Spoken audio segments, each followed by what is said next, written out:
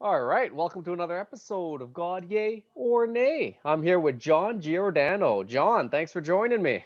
Hey, it's my pleasure and my honor. This is going to be fun, man. You have such a unique story. You have a background with addiction, and you actually came out of it. You recovered, and then you actually like started your own treatment centers and helped people overcome their addictions. And you've been doing that for like what is it now, 30 years? 30, it's going on 35 years. Yeah, that's a like such an amazing story. Can you maybe give my audience just a little bit of a background of like yeah, where you came from and then like how this all kind of started? Okay. Well, where I came from was a pretty crazy place. My family is like a mafia type family. My Okay. father was a heroin dealer. My uncle was a hitman. My other relatives did other nefarious things. Mm, So I came from a pretty wild family. To give you a little excerpt, it's in my book, The Kid from the South Bronx Who Never Gave Up. I mm-hmm. wrote my life story. And when I had my wedding, my uncle threw my wedding when I was 20, and the caterer insulted him in front of the family. Well, that was a big mistake. The next morning, they found him dead, the caterer, that is. Jeez. And we had to leave town real quick because the detectives were going over to my grandmother's house. Hold on one second, please. Hi. I got my granddaughter running around out here. Yeah, no So worries. anyway, that's why that's the type of family I had. And what goes on is that as time went on, uh, I got into. I said I would never do drugs because I was a karate champion, and I didn't do anything. And Mm, I got into drugs when I was about 20, 19. When I was about 19 years old. And what happened was all of my clients would come to my class high. And what would happen was I would say, okay, you want to come high? Good. So I would work them out until their arms fell off. See? yeah. And they would get sick and they would, all this kind of stuff. Anyway, they would come back the next day and get high again. They said, well, Sensei, you should try it. I said, I don't need that stuff. Well, what happened one day, I did try it. And I happened to do LSD. Oh wow. And I was on the trip I didn't know what it was. My neighbor had a vial about this big full of clear liquid, Mm-hmm. right? So this is about 1965. So what happened was I said, oh, what's this? He said, LSD. So I did the whole thing. Jeez, that's a lot of LSD. Well, what happened was it was enough for 5 hits, Damn. as they say. So I was on a journey for 3 days. Wow. Doing that. So I started with that and I went along the line. Then I started smoking pot and then I started doing other drugs. And to make the story short, I wind up getting an intervention done on my family did an intervention on me so I can go to treatment. Mm, And I was really getting crazier and crazier. I was 37 years old. Uh, I led two lives. One life I was teaching the police department self-defense and I was doing all of that. And then here I am selling drugs, yeah. So it was crazy.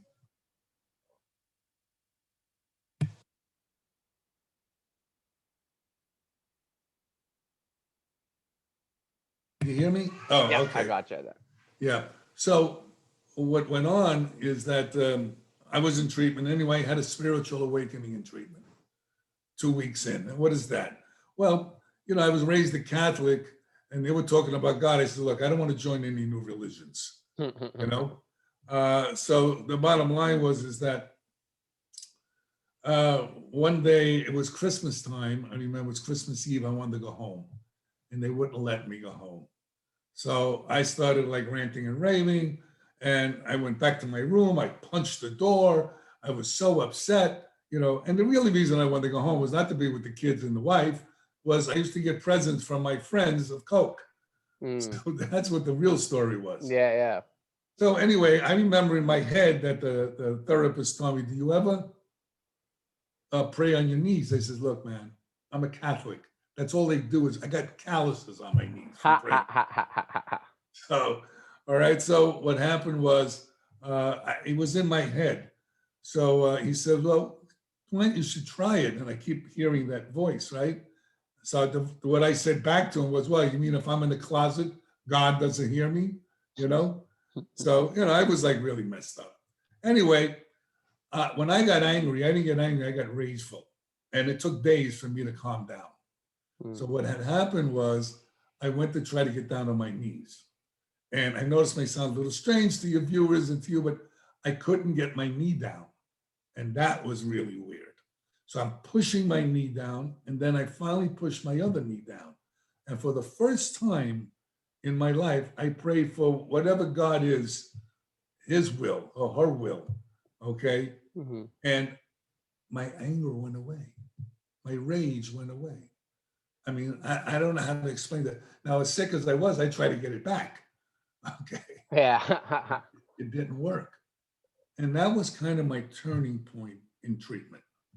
Okay. And then as time went by, it was about 14 months, I opened up my first treatment center.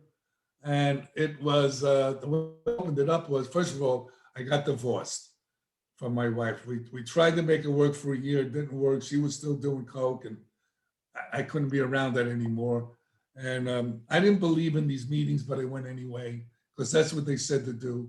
And I would say to them, I said, look, man, when is this going to get better? They said, did you use today? I said, no, it already got better, John. Okay. And then about the God issue in these meetings, they said, like you say, what do you think about God? Well, here's what they did with me. One of the old timers came up and says, John, how about God? I said, look, man, I don't want to join a new religion. The meetings are great. He says, no. He says, G-O-D. I said, look, I know how to spell. Okay. So he says, no, G-O-D, good, orderly direction. I said, that I can handle. Yeah. That was my God for about a couple of years. And And like, time went on, and that treatment center didn't work out because the partners that I had just didn't do the right things. I'll put it that way to you. So not to get into all this stuff. So I got over that. Then I opened up another treatment center, and I wound up with another partner that was no good. I'm a street kid. You mess with me, I punch you in the face. Okay, now I'm in recovery. I can't do that anymore. And I didn't get any lawyers to, do all the paperwork. So I worked in a homeless shelter. Okay, after a while, I was the clinical director there with a 55-bed unit with people with HIV and people that had been eating out of dumpsters and that were dual diagnosed. That means they had a mental health issue. And I did that for a year, which was kind of wild because it was an OTC, they call it, and what that means is that, they put you in the middle of the room, they beat you up, and then they build you back up again. okay. And, one of those. Yeah. And I said to myself, I didn't know about anybody else. I didn't need anybody beat me up. I did a good enough job on my own, beating myself up. But so as the story goes, one day they used to feed them cake and chocolates and at lunchtime because we used to get a food donated. And what they would do is the clients would act out afterwards. All the sugar? Yeah, well, give the sugar to your kids. Let me know how you do. Yeah. So, and then what we do, we would take them out, we would put them on this bench, put a sign around their neck, okay? And I said, what are we doing? We're causing them to act like this. Now we're putting a sign on it. What kind of sign is this? Oh, I should act properly. Like trying to shame them kind of thing. Yeah, like all these different kinds of stupid things. Okay. So I resigned. I couldn't deal with it anymore. And then I met this girl and she said, why don't you open up your own treatment center? I said, oh man, I had enough of treatment centers. So she said, no, why don't you try it? So I opened up a treatment center. I had $300 in my bank account. That was it. Because I also had a spending addiction. Every money I got, I just spent. So I had that problem also. And what happened was I wind up opening up this treatment center. A friend of mine had this little 745-foot square room. And I had a treatment center and I started that with 300. And just to make it go through everything, I got hooked up with one of my friends that I worked with, another therapist, as my partner. And then we got his son, who's a genius with the internet. And 18 years later, we sold it for 45 million, Yeah, that's amazing. which is like a fairy tale, Yeah, yeah, you of know? And course. we never really cared about the money. All we cared about was helping people. I still do. I still Mm-hmm. do these podcasts. I write books. I lecture. It's about helping the human race. You know, I hear all about this. Oh, the blacks and the whites and the Asians. We're all earthlings. Mm. I think we got to start looking at life that way. No, I You're going to agree. start. You're going to start going into space. You're going to and finding aliens or whatever. You're going to find out all you are is an earthling. Yeah. No, 100%. A different shade of an earthling. Let's put it that way. Ha ha ha ha. Yeah, true that. So like, yeah, this is quite an amazing story, man. One thing I'm interested in. So like, what did you learn like going through all these different treatment centers when you had an addiction, and like, why did like that make you go, I want to start my own, and like, what makes your treatment center That's a different? great question. I'm going to tell you what I did.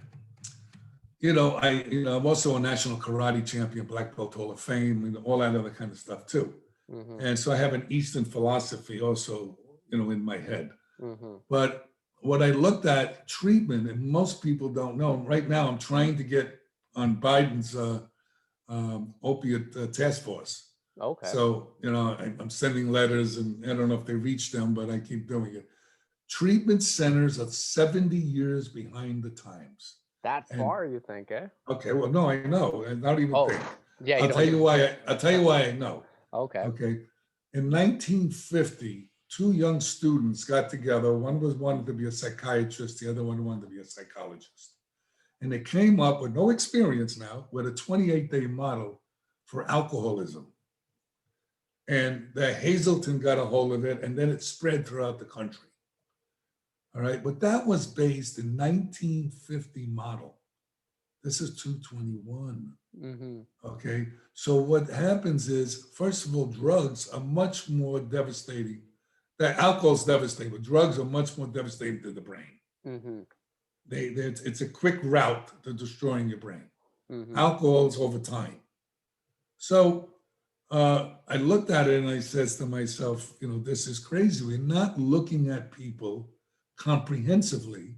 We're looking at them psychologically. Most people don't know this, but your microbiome, that's your gut, your Yep. flora in your gut, right? Or Mm-hmm. microbiota, okay, is where 90% of dopamine and serotonin are manufactured. Really? I didn't Now, know that. I know a lot of people don't. And this is science. You can just go look it up. I always tell people, don't believe a word I tell you. Please go on the internet, look for yourself, Mm-hmm. And so 90% of that is in your gut. And then it goes up your vagus nerve to your brain and deposits the dopamine and serotonin. So if your gut's messed up, your brain's going to be messed up. And people don't understand that. You can have what is known as leaky gut syndrome. That's where in your intestines there start to leak food into where it doesn't belong, and the nutrients don't get absorbed properly. You got H. pylori, you got hyperglycemia. Now, what do these things have in common? Well, you can get depression and anxiety, and also suicidal ideation, believe it or not. Okay. Then you can have a closed head injury, which causes behavioral problems. Now, I tell most people, do you think drugs damage the brain? They go, absolutely. I said, that's a closed head injury. You don't have to get hit with a hammer. The drugs are a big enough hammer. So then you got your thyroid. If you have a low thyroid, you're going to have depression and anxiety, right? Mm-hmm. Real simple stuff. If you have low testosterone, you're going to have depression and anxiety. Then if you have heavy metals toxicity, okay, like mercury, lead, antimony, all of these different heavy metals in your body, it causes a disruption in your brain with neurotransmission, and it can mimic attention deficit disorder, bipolar disorder. So there's a lot of co-contributing factors to addiction and mental health that we're not looking at. Mm-hmm. We're only looking at the psychological part. Yeah. And so you're saying like these things like your leaky gut or all of these things can drive addiction? Of course. Well, an addict since I'm an addict, I'm 36 years clean now, we're feel-good junkies. We don't want to feel bad. So if we're not feeling good, we're going to take a behavior or a substance to change that. Yeah, and I love that because I've like seen people who are trying to change the stigma on addiction and try to understand like a lot of these guys are trying to take substances to make them feel better, to make them because they're in pain or something like that, Yeah, right? they're medicating, and what they're medicating is a mental health issue also. You see, so when your brain's out of whack, your body, your gut's out of whack, and your brain's out of whack, and your whole body's out of homeostasis, what do you think you're going to do? You're going to medicate. Yeah, Now, true. I work with Dr. Kenneth Blum. Dr. Blum is the geneticist who found the addiction gene. There is an addiction gene. Okay. That's real. Go look it up. Look it up. And I work with him, and we call it RDS, Reward Deficiency Syndrome. So what does that all mean? Is that means you don't have enough receptor sites in your brain to get dopamine. See? Okay. So everybody has a different footprint. Number one, you could be, go towards heroin. Another guy towards cocaine. But there's also other things. They're cross-addicted. And there's also other things. There's sex addiction. There's gambling addiction. There's spending addiction. There's work addiction. And people say, well, what does that all mean? Well, if you're out of balance and you continue to do a substance or a behavior in spite of adverse consequences, I believe that's an addiction. You see?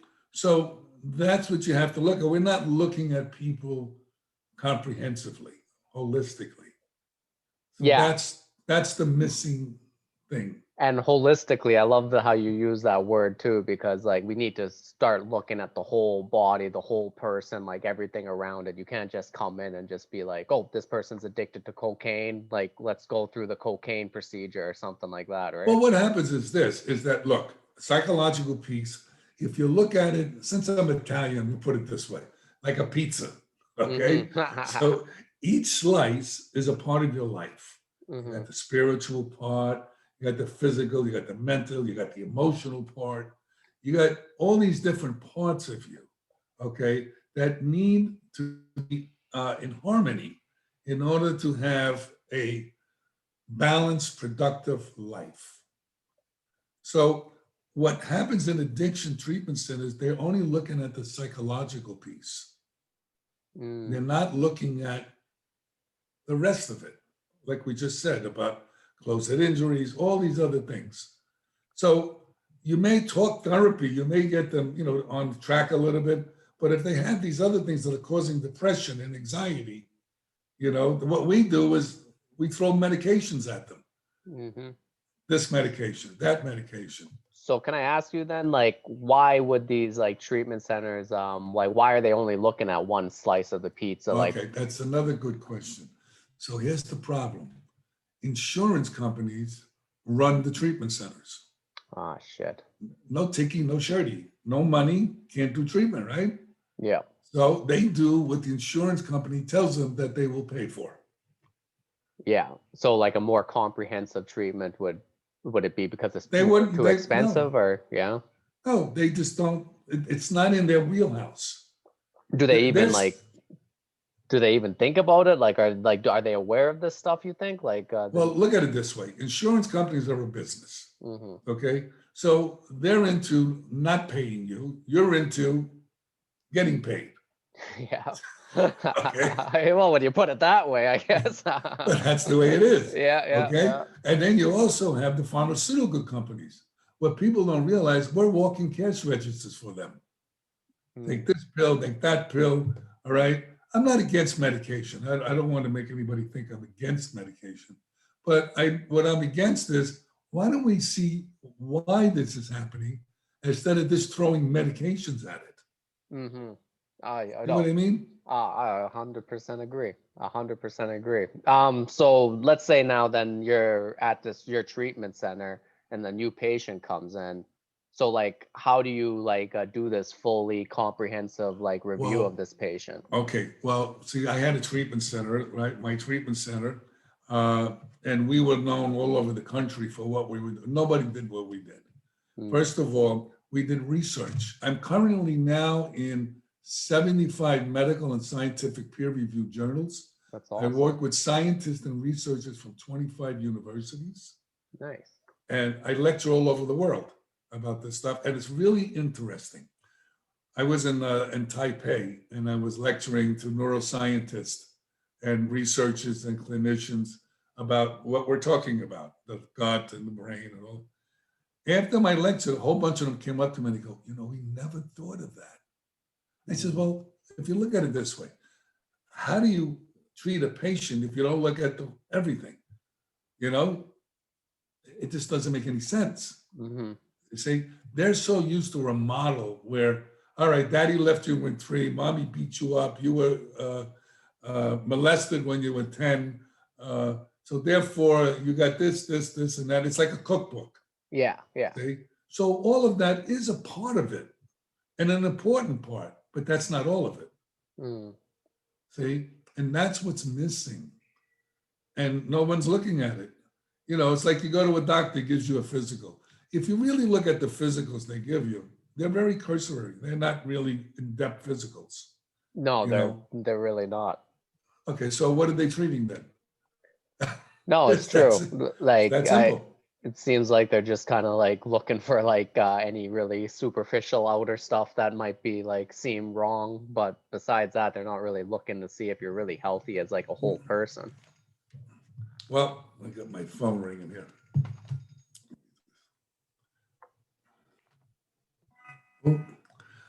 So it's like, what are we doing? Medical, they're doing the same thing. Doctors are getting less and less money from the insurance companies. They have to see more and more people. And what does that mean as far as care? Yeah. No, you're in and out. You're in and out. You're in and out. I've been noticing this like as a trend like everywhere. Yeah, and like you're right, like it's probably like money and big money that's like really kind of driving these things, and like it's like it seems like less and less care, but it almost seems like that's in every freaking industry. Less and less, you get less and less of quality in everything. It feels like, yeah, like I guess like and you're like, because where you're at, you're trying to fight this from the other side and actually try to like build something that like more people can use. Like, do you see like a lot of different people, because you're saying you're talking with so many universities and scientists, like you see like a lot of people are going to start taking this kind of treatment, like make it, hopefully one day it can become mainstream? Well, I tell you what's interesting. We did hyperbaric medicine. Are you familiar with that? No. Okay, hyperbaric is oxygen under pressure. They used it originally for the bends. When you go diving deep and you get, okay. So, and then they found out it heals wounds. Oh, okay. And I work with a Dr. Paul Harch, who's a pioneer in hyperbaric medicine, who went to the Senate with Dr. Williamson, and the Senate agreed, okay, to do hyperbarics for people in the VA that were diabetic. Instead of cutting their arms off and their legs, hyperbarics healed the wounds. Wow. So they didn't have to do that. So Israel just came out with a science paper. Most people don't know this stuff, okay? I'm one of these nerds that are into all this stuff. Now, you're familiar with what telomeres are? Yeah, so that's at the end of your chromosomes, right? Right, okay. So as you get older, those little strings, okay, get shorter, okay?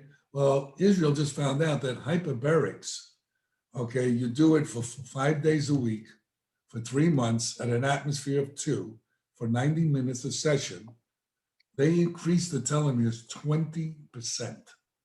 And yeah, and telomeres like unheard of. Yeah, and telomeres are supposed to be like that's like your a biological age. That's Yeah, your biological age, not your chronological age. Yeah, exactly. So like, no, okay, that makes sense. So if you're increasing it by 20%, that's like basically giving you extra days to live on the earth, pretty much. That's right. right. Now there's micronutrient tests that you need to take, because if your body doesn't have the proper nutrients, you're out of balance. It's real simple stuff, but we don't we're not looking at it. So can I ask you then, like, because like we're talking about like leaky gut syndrome and like and a lot of stuff that has to do with your biome and stuff. So like is diet a really important part then with your treatment? Well, let's put it this way. I give you a funny answer for that one. I was doing a lecture up in Gainesville to the addiction doctors, okay, to about 50 addiction doctors. And I was talking about taking nutrients. And they were saying to me, look, one of the guys raised his hand, one of the doctors says, John, if you eat properly, you don't need to take any kind of vitamins. I said, well, doc, I'll tell you what, look around the room and let me know who eats properly. The whole place broke up laughing. Okay. Who was overweight, who was, I mean, it was hilarious. And then if you look how our food is growing, the soils are depleted. Yeah. They're spraying all kinds of bug spray. If it's killing the bugs, it could be killing us too. There's all kinds of things that are going on with our food supply. They got processed food. Everything is money based. So we have to make things last longer. Okay. And they're making our lifespan shorter by all these processes. Yeah. And like we were talking about, like quality is going down while like profits are going up. Well, that's what's going on. I think this is a dark time in our world today. We got to where it's money, power, and control. Instead of looking at helping each other as human beings, it's a sad case, but all we can do is the best we can do with what we have, So yeah, diet is very important, but also taking the right kind of nutrients. Now, what most people push back about taking nutrients, they go, well, there's no regulatory on the nutrients. If you look at a label and it says GMP, okay, that's an independent research on what you're manufacturing. So there's a third party involved in there. So that's usually really good nutrients, because other nutrients they put fillers in it. You don't know what the heck they're doing in there. Yeah. Sometimes what they say is in there is not in there, So you have to learn how to traverse through all the garbage. And that's what I do my best to teach people about. No, that's hey, can't complain about that. So like, and then that's like so when you have somebody who has like leaky gut syndrome, can you like, do you diagnose that, and then like how do you treat that? Yes, well, they can diagnose that. They can do H. pylori with your breath. You can tell. What they do is they give you get probiotics. Prebiotics are very important. See, look at a probiotic which is a bacteria, a good bacteria, as a seed when you take a probiotic. Now, prebiotic is the rain, okay? Oh, okay. It helps that seed grow. Oh, okay. Otherwise, it dies over time. See? So, and then you take enzymes with your food. So that's real important also. See, there's a whole list of things. I can speak for hours on this we don't have that much time to do that. But there's a bunch of things you can do to strengthen your well-being. Look, we got COVID, all right? Now, if you build up your immune system, okay, that's what helps you fight things. Most people immune systems, they're no good. Pretty bad, Number one. Number two, I'm 74. I'll be 75 in August. I don't take any medications. I'm in great shape. I work out 5 days a week. I mean, you want to live? See, living longer is not the issue. It's living longer with a quality of life is the issue. No, that's 100%, yeah. See? So, a lot of these young people, they better wake up. They're vaping, they're doing all this crazy stuff, no good. It catches up to you. I 100% agree. Even like with my diet, I've like noticed like when I see like once I started turning 30, like I just noticed like it gave me like problems and stuff just with my diet, and I had to change it and really focus on like eating healthy. And yeah, you're right, it's quality of life over like quantity, of course. Well, you'll notice you'll get older, you'll start seeing, listen, we're like I look at it like I'm an old car. The fenders start falling off, the lights not working anymore, the engine is seizing up, what I mean? Yeah. So you got to really like work with yourself. Listen, money is wonderful. It makes things a lot easier. But I was homeless when I first started my journey. When I got divorced, I didn't tell you that part of the story. I wound up being homeless. My wife had the car, she had the house, she had everything, and I had no place to live. So a friend of mine lent me a room in a hotel that he owned. And that's how I started my journey, with nothing. I had a bicycle that somebody loaned me. I had a jar that I put quarters in when I had quarters. And, what I wind up doing is I wind up saying, this is where I am now. I started to get depressed, and I said, I got clean and sober for this. What is going on here? And then eventually one day I sat down and I said, I got to make the most of it. This is where I am right now. And I got to be honest with you, I really enjoyed myself. I would take my bicycle on the boardwalk down to Miami Beach and ride late at night in the ocean and look at the stars. I started to appreciate where I was. I wasn't, and laying in bed, stoned, looking up at the ceiling. I was actually being part of the universe again, part of life. I was becoming human again. Because when you do drugs and alcohol, you become an inhuman human. You're selfish, you're self-centered, you don't care about yourself or anyone else. So when you make that transition, which is time, you're going to have ups and downs, all right, that's life. Yeah. When people complain about, oh, this is happening, that's happening, I said, let me tell you something, man. If nothing's happening in your life, that means you're dead. Right? We all have our stuff. Nothing goes perfect. I'm not saying my diet's perfect or everything I do is perfect. No, but I do what I can. Yeah, that's a good way to put it. Like, honestly, like, just with me, like, I remember, like, I think in my 20s, especially, I always had that mindset of like, oh, like one day you'll do something and then everything will be perfect and then life will be easy and everything's just going to be hunky dory. But like, the truth is that's just a poisonous mindset, because like, that's just not how life works. Like, you have to understand there's ups and downs, and you have to accept that, like, in a certain extent. So when those downs happen, it doesn't give you so much suffering. Well, sometimes pain is a real good motivator, and it all depends how you look at life and your perceptions of life and what's important to you. As you get older, you'll see, you'll think it's, I'm not the same guy I was when I was 37 years old. I was not the same guy when I was 20. You look at life totally different. Could you imagine going back in time to you when you were 16 and trying to talk to you?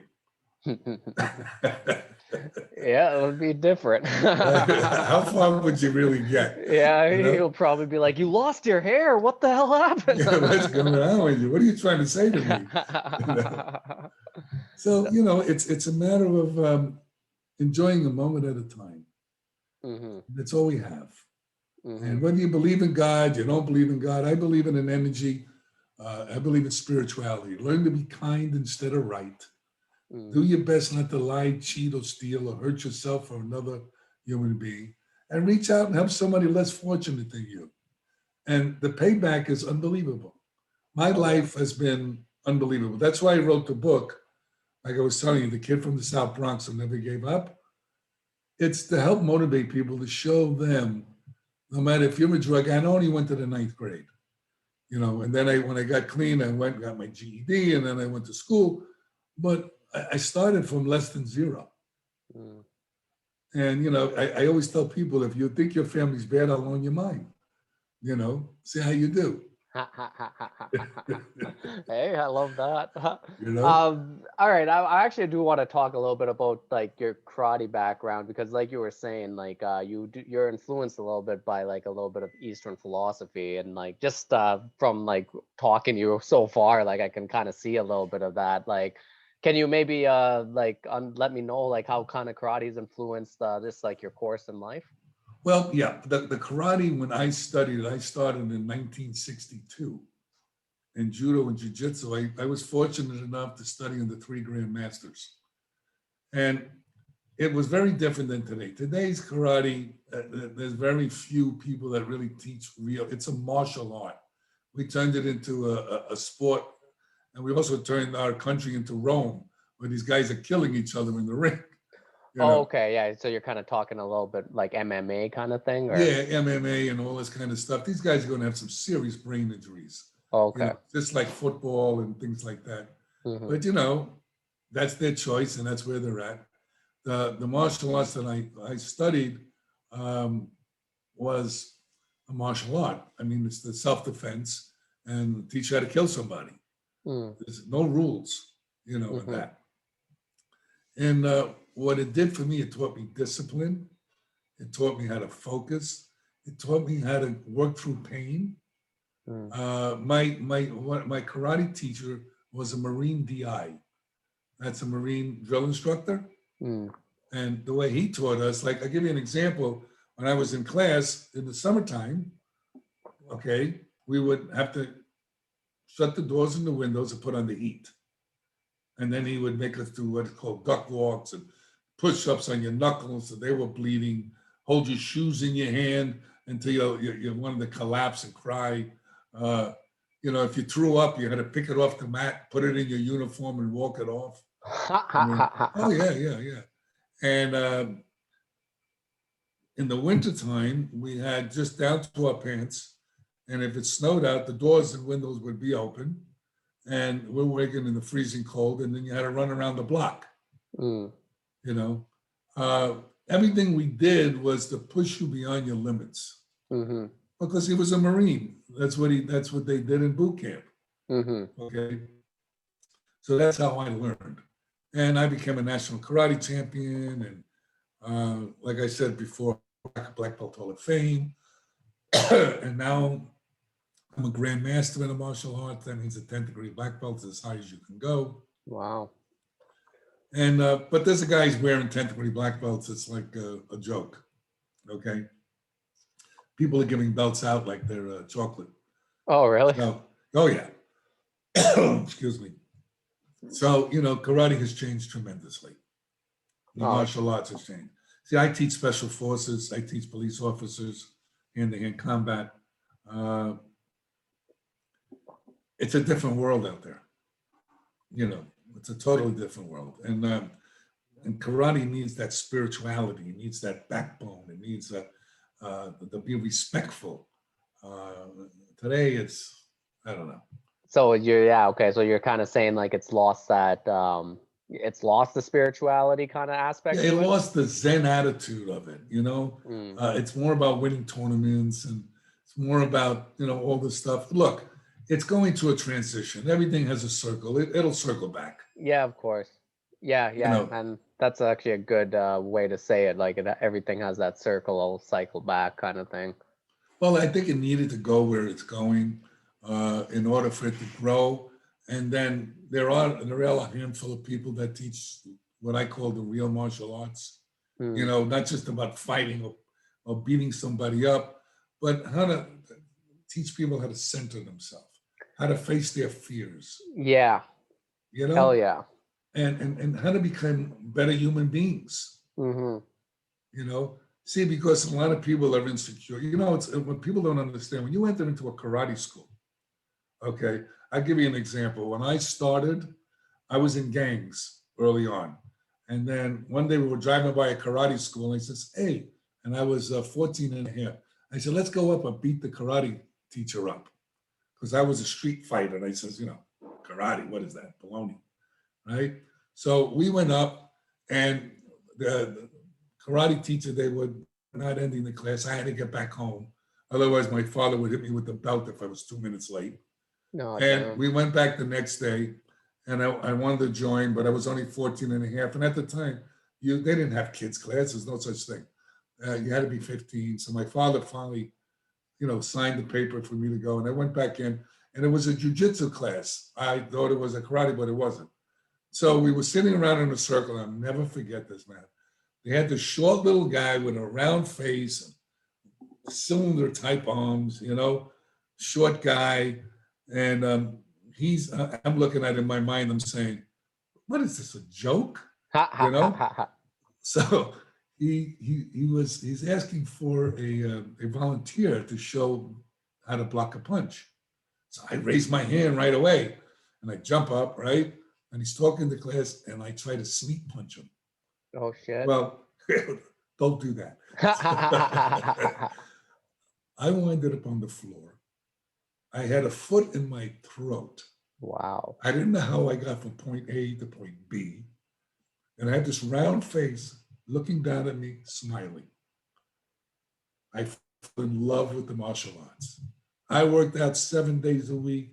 I couldn't get enough of it. I left the gangs. I just worked out, trained and trained and trained.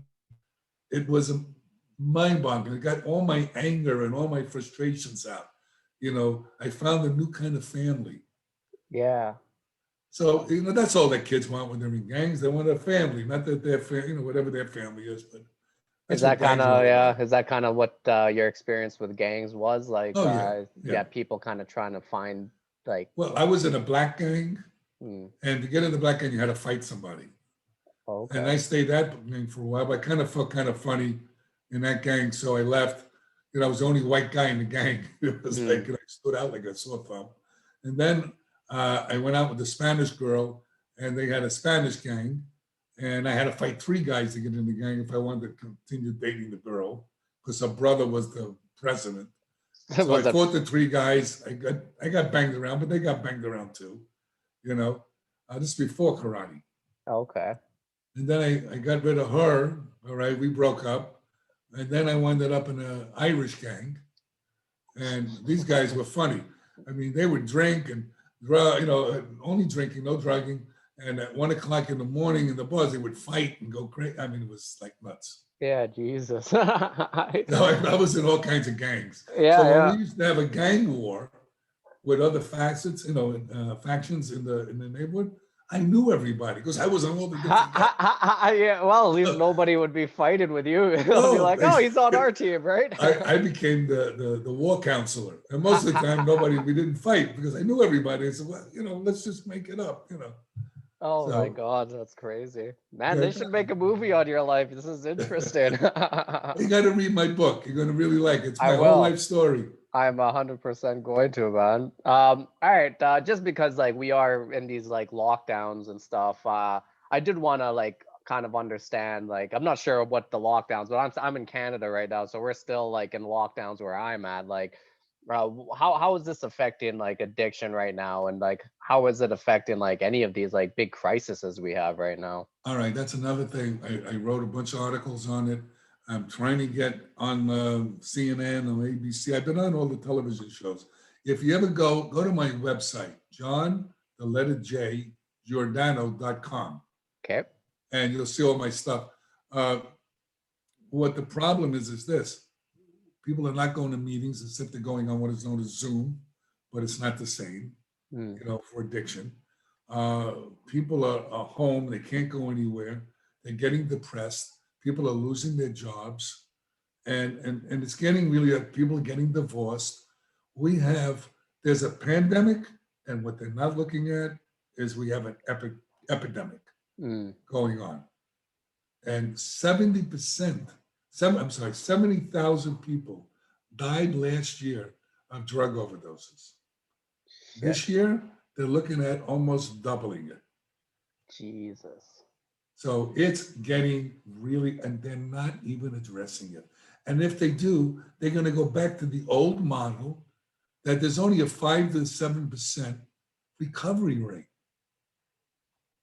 Yeah. Everybody that I went to treatment with, maybe except for one person, they're dead. Jesus. Yeah, 5 to 7%. That's a recovery rate of regular treatment centers. Yeah. How bad is that? Did Well, your see treatment that center have a better recovery rate? I don't even want to tell you because you won't believe me, neither will anybody else. We did outcome studies, not our own, because I knew nobody would believe it. Mm-hmm. So I hired a third party. I had this guy, Stephen Schoenthaler, a professor at Stanislaus University out of California. I had Dr. Blum, and they put together this whole thing where we had to follow for a study. We had a 3-quarter-way house. That's where people live after treatment that are monitored. You know, they drop urines on them. They have to go to work. They have to go to meetings. And we made a contract with them that we wanted to know their behaviors compared to everybody else, number one. We wanted to know, number two, if they were using by dropping a urine. Number three, they would come to our treatment center once a week, the ones that are in town, the The ones that were out of town, we had a different way of finding out if they're clean or not. But the ones in town, they would go to our meetings. We would drop urines on them too. We have eyeball to eyeball so we know what's going on. The ones out of town, we had it on Skype. And we had their family or their significant other. We asked them how they're doing, not just the addict. The addict could be snorting coke, saying, "Yeah, I'm doing great." Yeah. And we, since Dr. Blum, works for all these universities, he knew some people at MIT, and they had a software that could tell when people are lying by the inflections of their voice, by the tonalities. And we use that as well. We had, and I'm going to tell you what we did in treatment, then you'll understand. We had a 70%, okay, recovery rate for a year. Now, we did hyperbaric medicine, so we helped heal the brain. We did acupuncture. We did massage. Now people say, "Oh, massage, that's fancy." No, we did lymphatic massage. That means it gets the drugs out of your body on a cellular level. The drugs are not just in your head, it's in your whole body. Yeah. See, we did neurofeedback. We did light therapy. We checked for heavy metals. We checked for allergies because certain allergies can cause depression. Okay. We also did meditation. We did guided imagery. We did EMDR, which is for people that have PTSD. We had family groups. We did a holistic approach to this. Is like Our blood work, we looked at the thyroid, we looked at the gut, we looked at everything. We had amino acid therapy that we gave them. We have 15 papers in that, by the way, that shows that it upregulates dopamine. And how we did that is through a fMRI and CAT scans with the brain. I mean, we did stuff that anybody in the industry knew who we were. And I work with a Dr. Deborah Mash, who is one of the leading scientists on plant medicine. I don't know if you're familiar with Ibogaine. Oh, I've had a person who ran an Ibogaine treatment center on my podcast last year. Okay, well, I'm one of the leading, supposedly, according to Dr. Mash, the leading experts on Ibogaine. Really? Okay. We had a treatment center, a detox center in St. Kitts. Okay. So I would go there for about 12 years, 14 years I worked there with her. And I would go back and forth, bringing the clients, and then, working in my treatment center. After they left Ibogaine, they would come to my treatment center, and we would do the aftercare program with them. Ibogaine is an incredible drug. Yeah. It really, I don't know what the person that was talking about it said, but you get detoxed in 24 to 36 hours, where normally it would take you 7 days if it was heroin, or alcohol was 5 days, or methadone could be 21 days or 30 days or 40 days, depending on your metabolism, and 24 hours. And it was done medically. See, a lot of the Ibogaine underground, they're doing their best, their heart's in the right place, but you got to really look at this medically. You can't just look at this like, oh, we're going to take this and we're going to get rid of that. No. Yeah. No, you have. We had before they came to us, we had a 24-hour heart monitor on them. Yeah. To make sure their heart was right. We did the blood work. We also did the toxicology to see what's on board, because if you have benzos on board and you don't know that, you can kill them, because then they won't be able to breathe, because Ibogaine at a higher dose lowers the threshold for breathing. Jeez. So we used to, then we would, after they passed that, we would take them to the island, then we would give them blood work again, check their any drugs on board, and then do an EKG. And then we would put them in my job was to prepare them for their journey into Ibogaine, because Ibogaine, what it does, it puts you into a dream state for anywhere from 8 to 12 hours, depending if you're a fast metabolizer, slow metabolizer, and how your liver's functioning.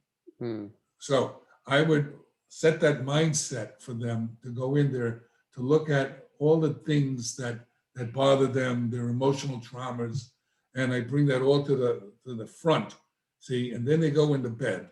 And then we have a nurse by their bed, we have an IV in their arm, in case there's any kind of an event. We have a heart monitor on them. We put eye shades on them, and then we put a headset on them. We give them a test dose. Okay, we see 45 minutes. If they tolerate it, we give them a full dose.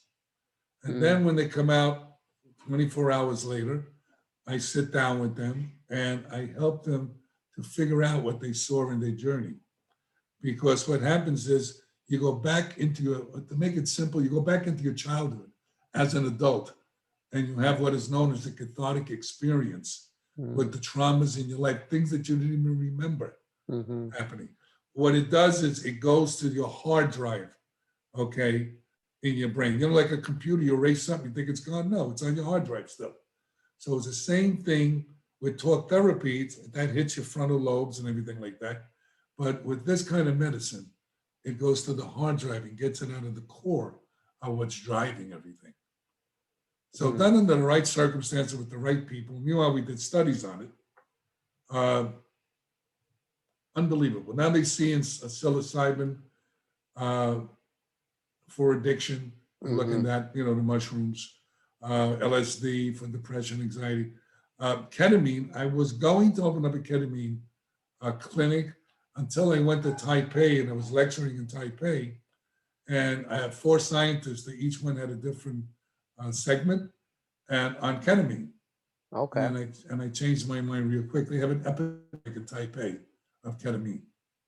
Say that again? They have an epidemic of ketamine use. Oh, okay. In Taipei, in Taiwan. Oh, and what it does, it causes brain damage.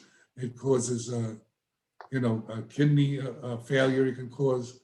And So yeah, a lot of people start using it recreationally.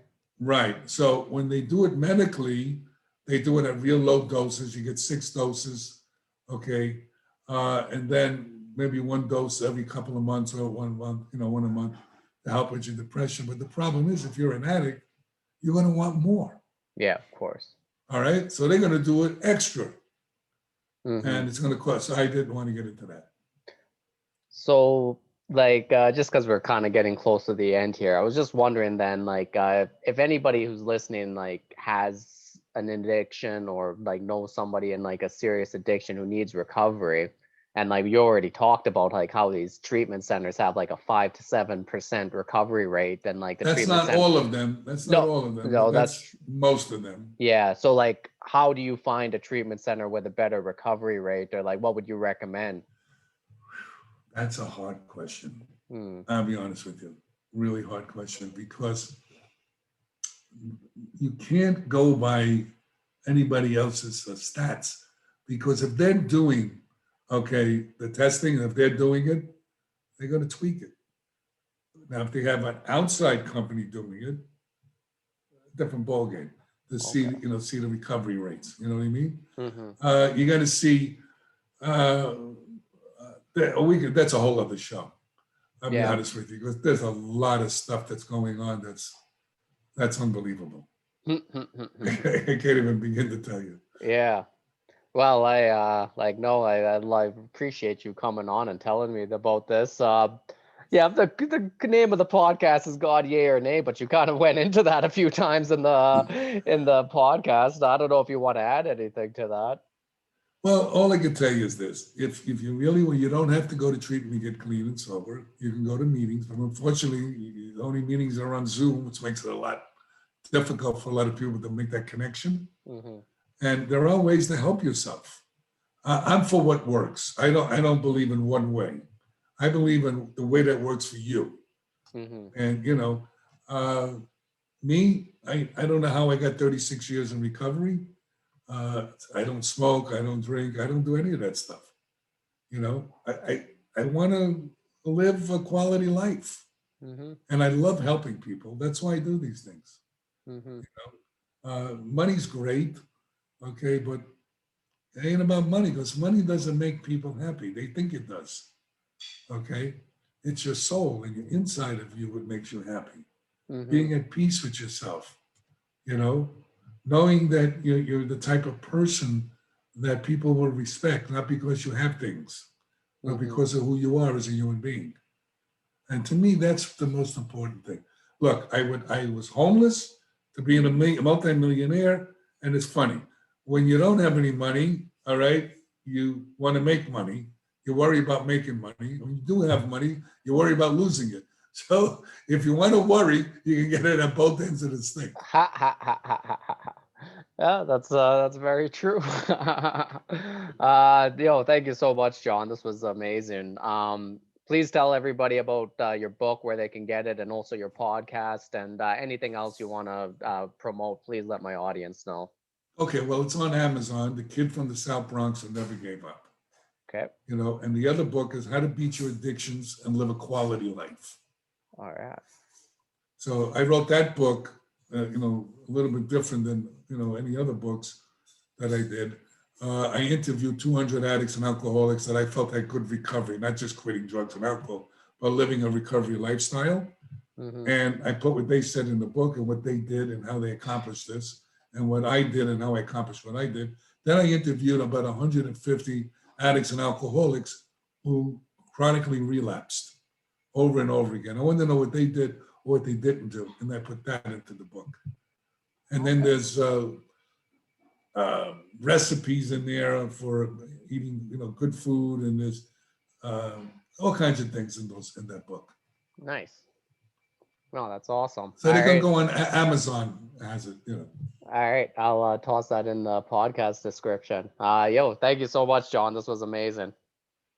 Well, thank you for allowing me to come on. Anytime you want me on, let me know, and we can go into other subjects. Yeah, it seems like you got a lot to talk about, so I'll love to do that. Right now I'm into stem cells and exosomes and sentient cells, and I'm doing all of that now to stay healthy. And oh, nice. So, yeah, I'm doing a lot of stuff, man. I mean, no, that's it's just the way I am. You know what I learned in life? You know what I know? I don't know. Hey, that's exactly it. Yeah. I just keep going along, man. That's it.